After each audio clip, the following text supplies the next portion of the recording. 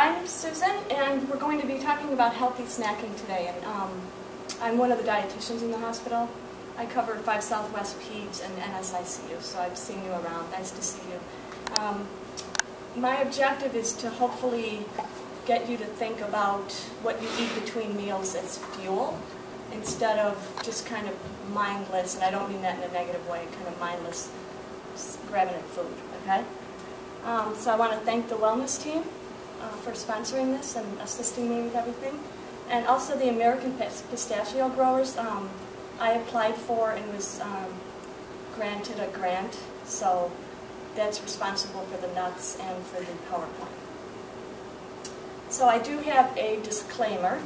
My disclaimer is that I'm not a sports dietitian, but I feel like I've got kids that are pretty active, and my husband as well plays indoor soccer. So you have to have, with that burst of energy, you have to have foods in the house that they can grab and go. So over the years, I've gotten pretty good at making sure I have a lot of the foods that we'll talk about today in my pantry and in my fridge, so that they have healthy choices, okay? Not just fresh fruit and things like that. So whether a beginner athlete or highly competitive, we need the right nutrients. So can either of you guys tell me what you think nutrients are, or can you list them?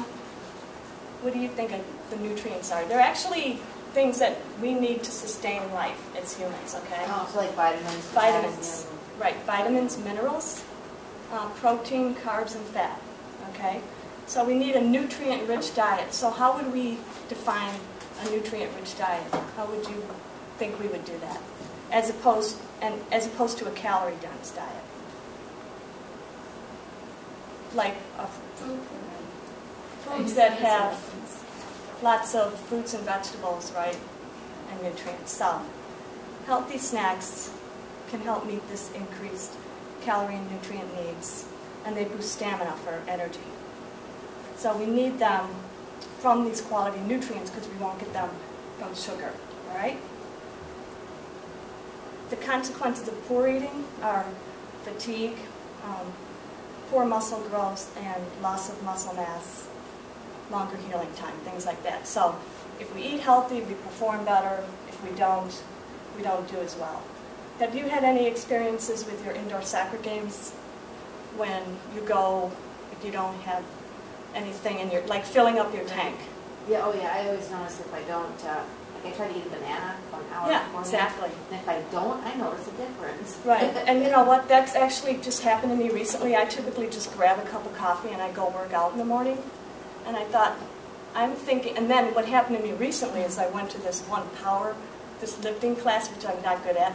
Then I went to a yoga class, and I honestly was shaking. So I was way past my glycogen stores. And this past Saturday, I ate first, and it really did make a difference. So it's basically mindfulness of, snacking. And then, of course, you've got these consequences of not snacking. So when I talk about nutrients, we talk about the 6 nutrients that we need to sustain life. As humans, we're omnivores. In other words, we need to eat from all different food groups. That's why as dietitians we try to discourage people from adhering to like the Atkins diet or those diets that just really zero in on one food group. We need nutrients from all different foods. So from grains, whole grains, that means that you're using the whole grain and not just the starch. You're getting the fiber and the B vitamins. Vegetables, fruits, they give you vitamins and minerals, and meats, they give you protein. So that's why you kind of get important nutrients from different food groups.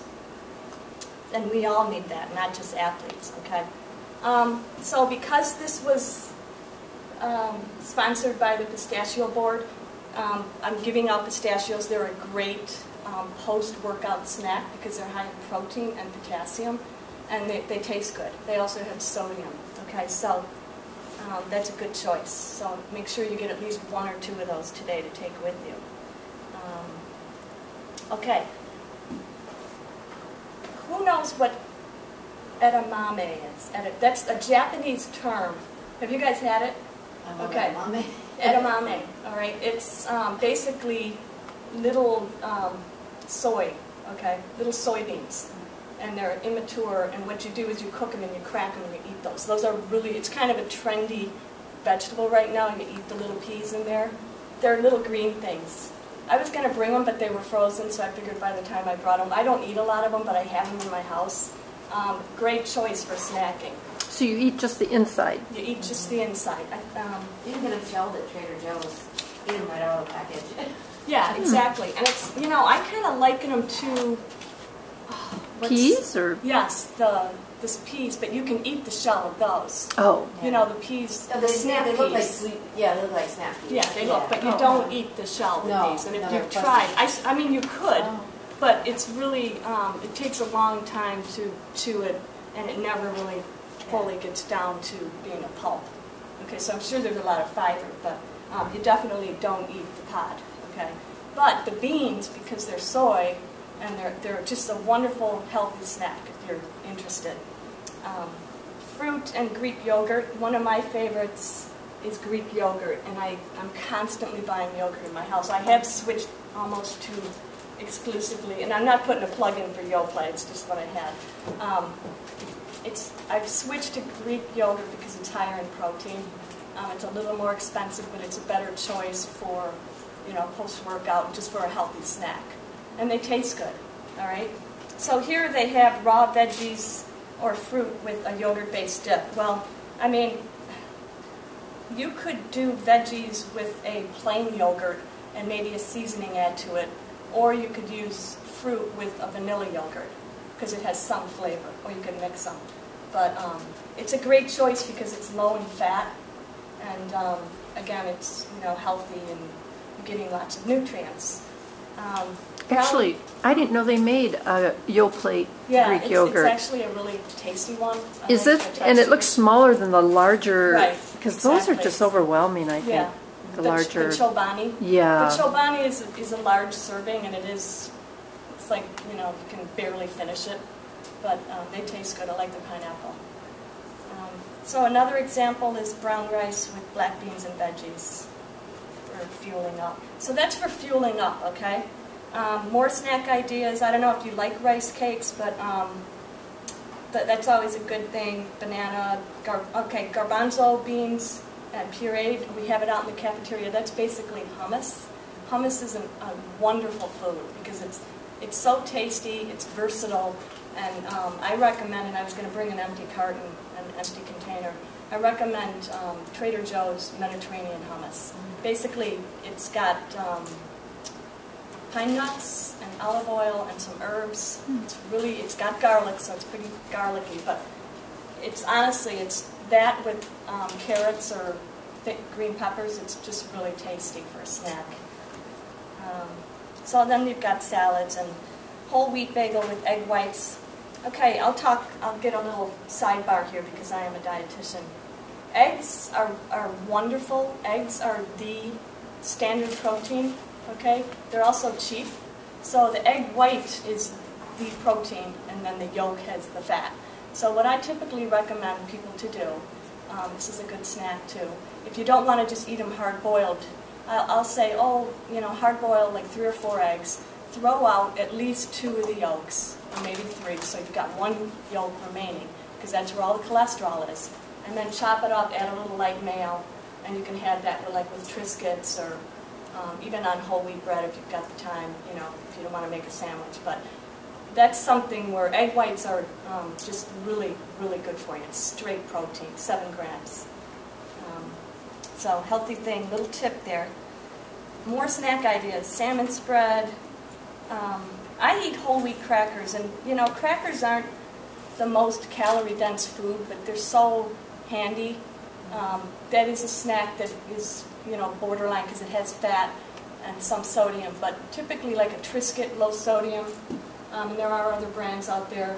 And it's what you put on the cracker that's more important. So hummus, maybe a little bit of low-fat cheese or some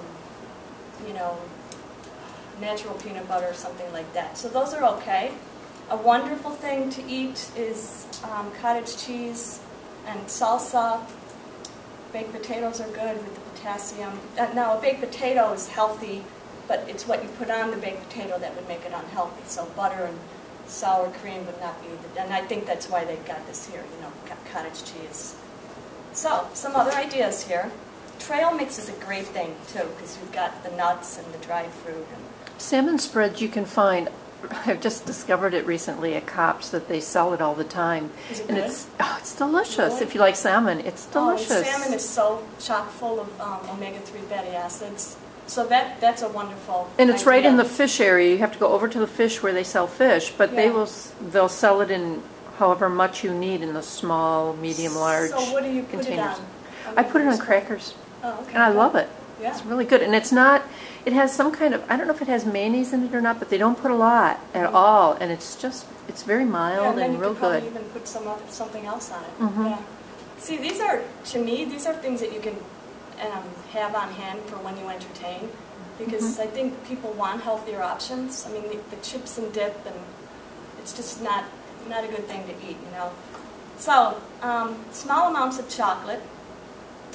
The actual dose of dark chocolate that we say is a healthy dose, we call it, would just be like 1.5 of these kisses. So when we say eating chocolate can be beneficial, we mean small amounts. And actually, I've found, I don't eat a lot of dark chocolate, but I find that after a meal, it can actually be satisfying and somewhat of an appetite suppressant. It's like if you were to have a piece of cake, you'd be content having the big piece of cake. But with chocolate, you can just have a little bit and you're satisfied. That's just my own, testimonial. And that's kind of the good thing about chocolate. It's like if you've had it, you're done. And it prevents you from over-consuming sweets, because there are theories out there that when you eat sweets, okay, you automatically secrete insulin, and then it creates this insulinogenic response, so you want more, all right? So you have to watch it with sweets. So, not only do we need to be concerned with timing, but not just what we eat, but when we eat it, okay? So this is the big thing. With respect to if you were going to do, let's say, a distance run or something. Okay. I just do 10Ks because I don't have time to train for anything longer. But it really has a lot to do with, let's say you're going to do let's say you're going to do the Burby Derby. It starts at 9 o'clock.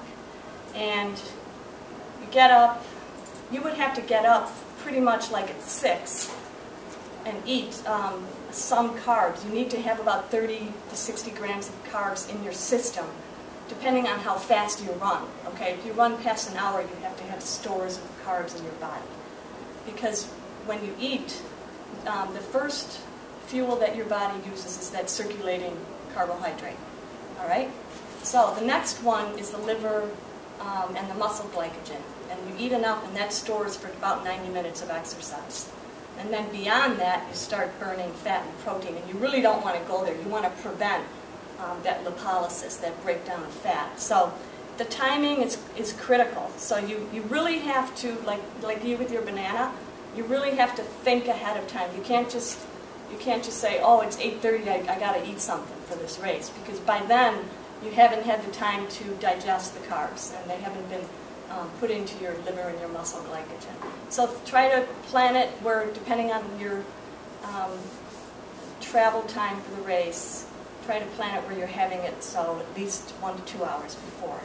And so what does it need to consist of? It needs to consist of high in carbohydrate. Okay, so what does that mean to us? Well, a high in carbohydrate food would be, it pretty much will say on the package, but carbs come from 3 major food groups. They come from the milk group, the bread group, and the fruit group. So you know if you choose one of those foods, you're going to be getting carbs. Okay, so if you want a high-carb food, you could have some cereal and milk. That's always a good one. Or oatmeal and fruit. All right? And you don't want to have too much, but you want to have some carbs. So maybe a piece of bread with some jam on it.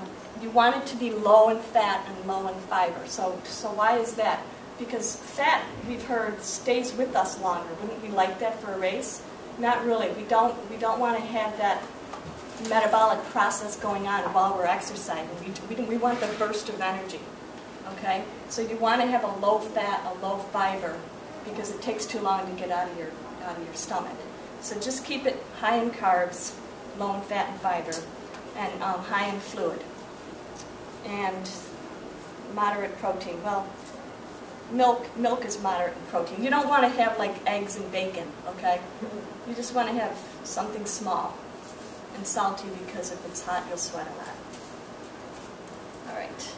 And after, that's when you really have to have some more protein for repletion. Okay, so again, high in carbs but not sugar, moderate to high in protein, moderate in fat.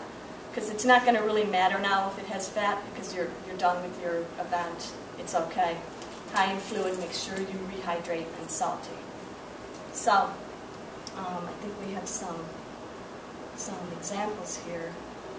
But this is a wonderful, I brought this because I bought this for my son, but out in the cafeteria we have True Moon chocolate milk. To me, it's like the ultimate drink or something to consume after you exercise, because you don't always have food handy, and then you have to prepare the food, and it's just kind of difficult. Whereas if you just grab one of these, you're getting 34 grams of carbs and 14 grams of protein. So it's like this perfect recovery drink, if you will. And you're getting fluid. So you're feeling satisfied, and and it tastes good, and you're like, yes, I'm done. So that's a good one. Protein, yogurt would be okay, but you have to eat it, and it's not fast enough, because, you want to get the food back into your system. So that's another option, but I kind of prefer drinks, personally. So just an idea. And it does meet the criteria. It's high in carbs, moderate in protein, moderate in fat. So between meal snacks, let's talk about if you're not competing or participating in like a competitive event. Between meal snacks should be less frequent and less energy dense. So if you're not hungry, then you don't feel like you have to eat a snack. It's good to have snacks because it keeps our blood sugar even, but don't feel like compelled to eat snacks just because I'm saying that you should. I'm talking about when you need a snack, okay? And then be sure to have things around that are healthy snacks. I kind of do that. Like if I know I'm going to go traveling for a while in the vehicle, I'll always have pretzels or something that I can nosh on that is not going to be calorie dense, and I don't feel like I have to stop at a fast food restaurant. So is that something you guys do? Mm-hmm. Kind of already do that. What do you keep handy? String cheese. Oh, that's a great one. Yeah. Carrots. And then Peanuts. Yeah, peanuts. So perfect. Sunflower seeds. Oh, that's another one. It takes a little work to get at them, and it keeps you occupied. They're like peanut butter yummy, but not without fat. Yeah. That's a good idea. So you guys are already doing it. So again, plant-based, and plant-based means, basically fruits and vegetables and grains. All right? I think I've kind of talked about the timing. You want to make sure you do it not directly but before, but pretty much directly after the event. You want to replete, okay? Within the hour, you want to do that. Okay, so I think we just were talking about this. Tips for snacking. Pack a snack bag each night to have it work at school. Keep it in your backpack. Just kind of make sure that you have stuff around, all right? And always, oh yeah, that's my big thing. Choose food. Dietitians, we don't recommend supplements. I did actually bring that because my son lifts weights, and he thinks that, taking supplements is going to make him bigger, and it does put water weight on. And, I'm his mom. I don't know anything, so I wanted to have a sample of supplements, and I did bring a statistic about supplements that I thought was pretty astounding. It's a huge industry. Consumers spend about $20 billion annually on dietary supplements, and sports supplements account for 9% of sales. So it's actually, I think, one of the biggest unregulated industries, and so they don't have to be, the FDA doesn't have to okay them. It's not like medications. You buy that, you have no idea really what's in it. So, you can take supplements, but we kind of promote especially if you're not doing a major competitive event, like an Ironman triathlon, you can pretty much get what you need from food, okay? And that's what we like to do. So again, trail mix, I want to take a little bit of time because I want to go over that handout. Trail mix is always a wonderful thing, any combination of nuts and dried fruit.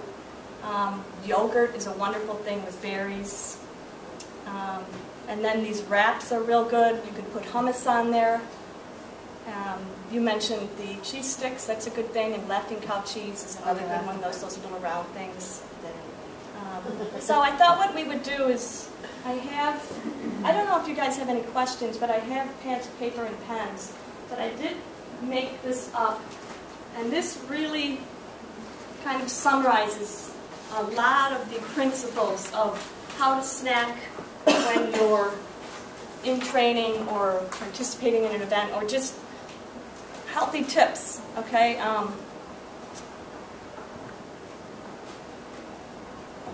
Pretty much everything I talked about is in here. You want to make sure it has carbs, but not a lot of protein before the event. Avoid fat, fiber. Stick with foods you know. Okay, let's say you're going to do a race. The last thing you want to do is try something new the morning of the race, okay, because you might have a negative outcome. I have some kind of technical stuff here for distance runners. And then we've got these, I didn't have a chance to go buy them, but energy gels and chews are another option. Let's say you're doing a half marathon, so you'll be racing for about 2 hours. You're going to start to deplete your glycogen after an hour and a half, so you're going to need energy. That's when you need to have a burst of energy. You could have those gels or chews, but you know, a little thing of honey would work too. A little packet of honey. Anything fast, sugary that you can absorb readily. Okay? And match the snack to the workout. Hydration is a big thing. You've got to make sure. Recovery drinks are a good idea if you feel like you sweat a lot. Like I bet you probably do with soccer. You really have to make sure that you're repleting that sodium if you feel like that you were kind of dehydrated prior to the event. You know you're salty, you see salt, so you got to make sure you get maybe a Gatorade or something. So is the coconut milk or water, is that good It before is. or after, or both? It's good for before. It's actually a good after thing because That's what I'm not going to tell you how many calories because it's going to be a trivia question I have because I have some prizes. But it has 14 grams of carbs, no protein, but it has potassium. Yeah. So it's kind of like your banana. Yeah, But I then drink it afterwards. After, Yeah. because you don't want to be running around with a gut full of water. That's the other thing. That's why I like the drinks after. Yeah. This is kind of unique because it has potassium and carbs. And I won't tell you the calories, but okay. Since we're almost done, I'm going to put my prizes out. These are kind of. Oh, I brought another thing here too. These cherries are a good option. I just had these in the cupboard. I eat those a lot. So I'm gonna pull a Frank Burn here. I've got 3 prizes. So, who wants to guess how many calories are in the coconut milk? And then whoever gets closest gets to choose a prize. I have that same one at home. I'm trying to think. I think it's 120 for the whole thing. Okay, should we? Okay. 120. Okay. 180. 180. Okay. Well, it's actually 60. So this is Oh my I was gosh! going to say 60, but I was thinking it was 60 or half of it. Darn. I would have guessed more So- too. And this is 1 serving. So you can choose a prize. So I thought, Or I'm sorry, whoever got closer gets to choose the prize. oh, maybe. She Whoever- guessed the lowest. Yeah, whoever got closest to them. Sorry, I'm not used to doing stuff like that. So, any questions, ladies? What's the cholesterol, like the saturated and trans fats and any of that in that kind of drink? Because I thought coconut was very fatty. It does have saturated. Actually, this one has 0, Wow. and it may be related to the portion size. And it's not very sweet. That's the nice thing about it, is you can drink it. It's really, it quenches your thirst because it's not sticky. Yeah. Gatorade. I like it. But it wouldn't have trans fats because trans fats are man-made. Okay, and this is a natural drink. It's literally the drink in the coconut. Like if you open up a coconut, it's the water. So trans fats come from when we take oil and we make them hard in a lab. It's called hydrogenation. Trans fats is another name for hydrogenated fats because we're adding hydrogen, and they're very unhealthy. Okay? It used to be way back when they wanted to increase the shelf life of foods.